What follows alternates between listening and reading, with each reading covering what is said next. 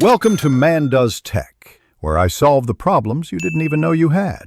You start by securing the car and disconnecting the negative battery. Safety reduces shock and accidental cranking.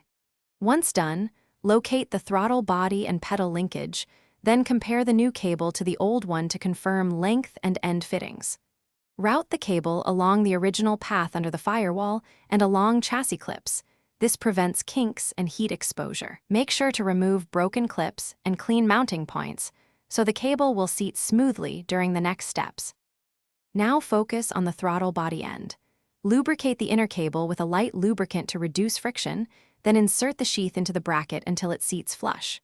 Attach the inner cable end to the throttle lever, align the pin or ball stud, and snap the retaining clip or spring into place so it cannot slip out.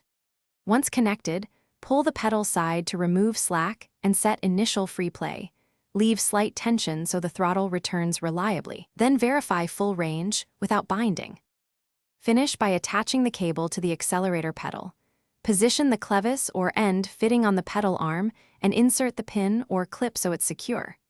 Next, set tension by adjusting the cable at the pedal end until you achieve roughly 1/8 to 1/4 inch free play at the pedal, which prevents unintended throttle. Start the engine and test smooth operation through the full travel. Then tighten all fasteners and secure the cable with zip ties away from hot or moving parts. If there's sticking or inconsistent idle, check for kinks, misrouted sections, or a seized throttle. Return spring and free or replace as needed. Thanks for watching. If you found this helpful, don't forget to like and subscribe.